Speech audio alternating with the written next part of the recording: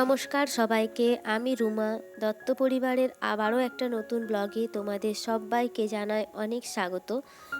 আশা করি তোমরা যে যেখান থেকে আমার এই ভিডিওটা দেখছো সবাই খুব ভালো আছো আর সুস্থ আছো। সকালবেলা ওই 6টা বাজে আর এখন থেকেই আমি আমার ব্লগটা শুরু করলাম। তো ভিডিওর শুরুতেই তোমাদের সবার কাছে একটাই রিকোয়েস্ট, ভিডিওর মধ্যে তোমাদের কোনো অংশ যদি একটুও ভালো লেগে থাকে তাহলে প্লিজ লাইক কমেন্ট করে আমাকে জানাবে। আর আমার এই ছোট্ট পরিবারের নতুন কোনো সদস্য হলে তোমাদের যদি এই ধরনের লাইফস্টাইল ব্লগ ভালো লেগে থাকে তাহলে অবশ্যই আমার চ্যানেলটি সাবস্ক্রাইব করে আমার পাশে থাকতে পারো। সকালবেলায় ছাদে এসে দেখি ছাদটা না ভীষণ নোংরা হয়েছে। আসলে বৃষ্টি হওয়ার কারণে এই যে টবগুলো দেখছো এই টবগুলোর মাটিগুলোই না গোটা ছাদে আর কি হয়েছে। তো ভাবলাম টবগুলো সরিয়ে ওই জায়গাটাও একটু পরিষ্কার করে আর গোটা ছাদটা ঝাঁট দিয়ে দিই। আর আজ একটা নতুন ঝাঁটা দিয়ে ঝাঁট দিচ্ছি, তো দেখছি এই ঝাঁটার থেকে না কাঠিগুলো আর কি সবগুলোই ছেড়ে পড়ে যাচ্ছে।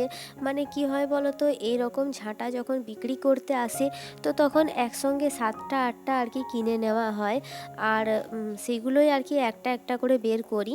তো এই ঝাঁটাটা মনে হয় অনেক দিন আর কি রাখা ছিল, তো এরকম নেওয়ার সময় তো আর বোঝা যায় না যে কোনটা কতদিন আগেকার পুরনো।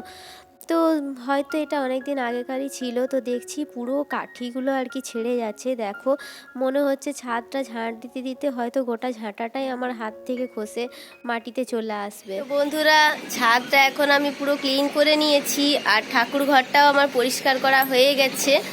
আর এখন নিচে যাব, নিচে গিয়ে দেখব তোমাদের দাদা আর সায়ন ওরা মর্নিং ওয়াক করে এলো কিনা। আর আমার গলার আওয়াজটা তোমাদের একটু অন্যরকম লাগতে পারে, কারণ শরীরটা ভীষণ খারাপ, যে কারণে আমি কালকে কোনো রকম ভিডিও শ্যুট করিনি। গলা দিয়ে মানে আওয়াজই বেরোচ্ছিল না আর কি। তো আজকে একটু কথা বলতে পারছি। তো চলো এখন নিচে যাই, নিচে গিয়ে দেখি কি হচ্ছে। এখন নিচে চলে এসেছি আর দেখো ওরা চলে এসেছে, কি করছে দেখাচ্ছি।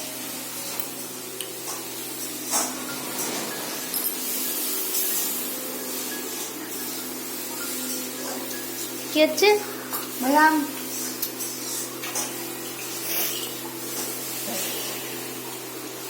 আর এদিকে মা রান্না করছে।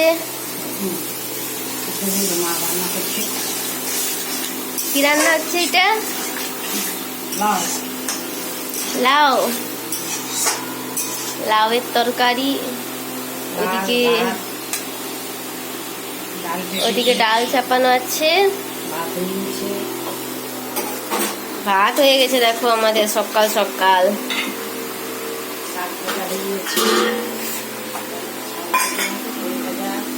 শাক ভাজা, বড়ি ভাজা। চা করেছো? চা খাবো। তো এখন চা খেয়ে বাকি রান্না কমপ্লিট করে নিয়েছি।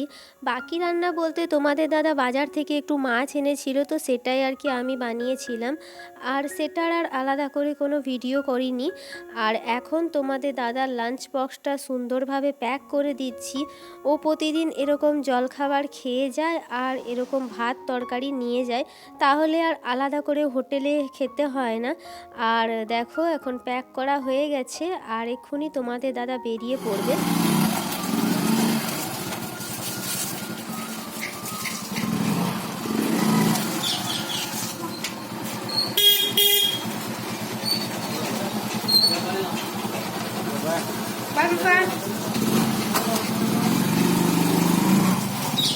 অনেকক্ষণ হলো তোমাদের দাদা বেরিয়ে পড়েছে আর এর ফাঁকে দোতলার সমস্ত কাজ আমি কমপ্লিট করে নিয়েছি। আর সায়নেরও এখন স্নান হয়ে গেছে, যেহেতু ও স্কুল যাবে। আর মাও স্নান করে নিয়েছে। তো ভাবলাম অনেকগুলোই জামা কাপড় হয়ে গেছে, তো সেগুলোই আর কি কেচে মেলে দিই। আর আজকে রোদ মানে একেবারেই দেয়নি, মানে খুব হালকা রোদের আঁচ একেবারেই নেই। তো ভাবলাম যে সকাল সকাল কেচে মেলে দিই, তাহলে কাপড়গুলো আর এদিক ওদিক করতে হবে না, ছাদেই শুকিয়ে যাবে। আর আজকে না ছাদে বেশ হাওয়া চলছে, তো তোমরা তো দেখতেই পাচ্ছ। তো প্রতিটি জামা কাপড়েই আর কি ক্লিপ দিয়ে দিচ্ছি যাতে এদিক ওদিক উড়ে না যায়। আর এখন দেখো নিচে চলে এসেছি আর সায়ন আর মা এক্ষুনি আর কি বেরিয়ে পড়লো। আজকে সায়নের স্কুল যেতে একটু দেরি হয়ে গেছে, তাই তাড়াহুড়ো করে আর কি বেরিয়ে পড়লো। আর ঘরটা একটু আমি তোমাদের ঘুরিয়ে দেখাচ্ছি। দেখো চারিদিকে জিনিসে পুরো ছত্তিচ্ছন্ন হয়ে আছে, মানে আমি খুঁজে পাচ্ছি না কোন দিক থেকে শুরু করব আর কোন দিকে শেষ। আর দোকানটাও বন্ধ রেখেছি, তো ভাবলাম একটু ঘরগুলো গুছিয়ে নিই তারপরে দোকানটা খুলবো। তো দেখো কালকে রাত্রে ব্লাউজ কাটিং করছিলাম, এই যে এই ব্লাউজটা, তো তারই জন্যই আর কি দোকানটার এই অবস্থা। তো সমস্ত কিছুই আর কি কমপ্লিট করে তারপর দোকানটা খুলবো। তো প্রথমেই আমি এই যে সামনের রুমটা, এই রুম থেকে কাজ শুরু করব। তো প্রথমেই সায়নের সমস্ত বই ওর আলমারিতে রেখে দিচ্ছি। এটা ওরই আলমারি, ওর বই রাখতে একটু সমস্যা হচ্ছিল, যে কারণে আর কি আলমারিটা কেনা। আর এখন চাদরটা তুলে বাইরে থেকে ঝেড়ে আবারও নতুন করে পেতে নিচ্ছি। আর এই যে গদিটা দেখছো, এটাতে সবসময় এরকম প্লাস্টিক দিয়ে রাখি, কারণ সায়ন সবসময় দুধ বলো বা শরবত বলো সবসময় মানে এই বিছানার উপরেই আর কি খায়। তো সেই জন্যই পড়ে গেলে একটু সমস্যা হতে পারে, সেই জন্য প্লাস্টিক দিয়ে রাখি। আর দেখো বিছানাটা আমার পরিষ্কার করা হয়ে গেছে। আর বিছানা পরিষ্কার করলে মনে হয় যেন অর্ধেকটা ঘর পরিষ্কার হয়ে গেল। আর এখন এই যে আলনাটা ভালো করে মুছে আবারও জায়গায় জায়গায় জিনিসগুলো আর কি রেখে দিচ্ছি। আর সায়নের খেলনা তো সমস্ত মানে এদিক ওদিক হয়েই থাকে। জায়গার জিনিস এরকম জায়গায় রেখে দিলে ঘরগুলো তো দেখতে ভালো লাগেই।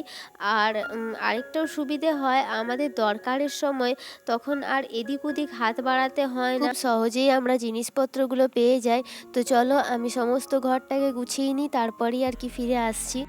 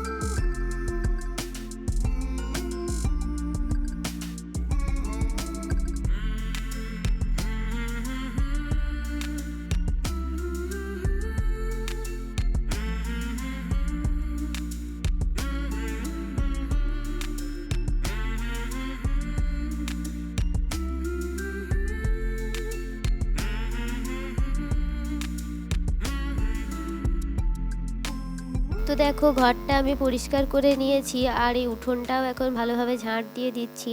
আর এদিকের কাজও আমার একেবারে কমপ্লিট। আর এবার আমি স্নান করে নেব।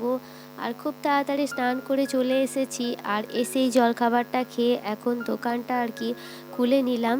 তো বন্ধুরা এখন একটা শাড়িতে ফলস বসাবো, আর সেটার ব্লাউজও বানাতে হবে।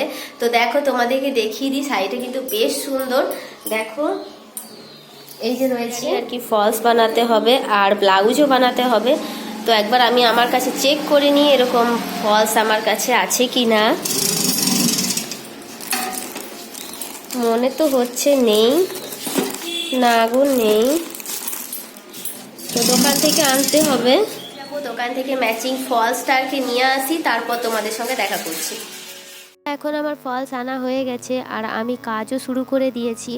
আর আমার খুব একটা অসুবিধা হয় না, কারণ সামনেই দোকান রয়েছে, যেটা আমি আমার কাছে পাই না সামনের দোকান থেকে নিয়ে চলে আসি। আর এই কাজটাও আমার কাছে আর্জেন্ট হিসেবেই এসেছে, যেহেতু এখন বৈশাখ মাস চলছে, বিয়ের সিজন, তাই সমস্ত কাজই এখন আর্জেন্ট হিসেবেই আসছে। আর এই শাড়িটার ব্লাউজও আমাকে তৈরি করতে হবে। আর ব্লাউজের ভেতরে যে কাপড়টা থাকে সেটা আমার কাছে আগে থেকেই ছিল, তাই রাত্রেই আমি কাটিং করে রেখে দিয়েছিলাম। আর এখন দেখো ফলসটা বসানো আমার হয়ে গেছে, আর আমি ব্লাউজটাও বানাতে শুরু করে দিয়েছি। আর এই ব্লাউজটা প্লেন ব্লাউজ হবে, কোনো রকম ডিজাইন হবে না, যেহেতু এটার কাপড়টাতেই অনেকটাই ডিজাইন রয়েছে। তো ব্লাউজটাও এখন তৈরি করে নিচ্ছি। কাটিং করা থাকলে সেলাই করতে খুব একটা বেশি সময় লাগে না, তবে মাঝে মাঝে সেলাই করতে করতে রাত হয়ে যায়, তখন আর কাটিং করা হয় না, তখন সকালেই আর কি কাটিং করতে হয়। আর ডিজাইনার ব্লাউজ হলে একটু সময় লাগে, তবে প্লেন ব্লাউজ হলে খুব তাড়াতাড়ি হয়ে যায়। আর লাটকান আমি এরকম দুটোই দিয়ে থাকি, তো এই রকম দুটো লাটকান দিলে দেখতে ভীষণ সুন্দর লাগে। এইভাবে মেশিনে কাজ করে তোমরাও আমার মতো মাসে 7 থেকে 8 হাজার টাকা রোজগার করে নিতে পারবে। এর জন্য আলাদাভাবে কোনো রকম দোকান দেওয়ার কোনো প্রয়োজন নেই। তো অনেকে এরকমও আছো যারা বাড়ি থেকে বেরোতে পছন্দ করো না, আর অনেকে এমনও আছো যারা নিজেরা হয়তো কোনো কাজ করতে চাও কিন্তু তোমাদের বাড়ির লোক তোমাদেরকে বাইরে যেতে অ্যালাউ করছে না। তো আমি বলবো মেশিনের কাজ করা একটা এমনই কাজ যেটা তোমরা ঘরে বসে করতে পারো। এর জন্য আলাদাভাবে কোনো রকম দোকান দেওয়ার কোনো প্রয়োজন পড়ে না। তোমরা যদি ভালো কাজ দিতে পারো তো তাহলে কাজের খোঁজে তোমাদের কোথাও যাওয়ার কোনো প্রয়োজন পড়বে না। কাস্টমার নিজেরাই তোমাদের খোঁজ নিয়ে তোমাদের বাড়ি এসে কাজ দিয়ে যাবে। আর তোমার যদি কাজ পরিষ্কার থাকে তো তাহলে তোমার কাজই হয়ে উঠবে তোমার পরিচয়। আর আমি যে কথাগুলো বলছি তোমাদের, তো আমি নিজের অভিজ্ঞতা থেকেই তোমাদের কথাগুলো বলছি। প্রথম প্রথম আমারও কিন্তু দোকান ছিল না, আমি দোকানটা অনেক পরে দিয়েছি। আমি আগে বাড়িতে বসেই আর কি কাজ করতাম, তো আমার তখনই অনেক কাস্টমার হয়ে গেছিলো। এখন আমার কতগুলো স্টুডেন্টও রয়েছে, আমি বেশ কিছু জনকে সেলাই শেখাচ্ছি। তো আশা করছি তাদের নিয়ে ব্যবসাটাকে আরও একটু বড় করার।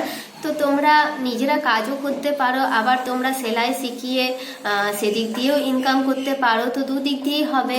আশা করছি বোঝাতে পেরেছি। তো আজকের ভিডিওটা আর বেশি বড় করছি না, এখানেই শেষ করছি। তো চলো, টাটা।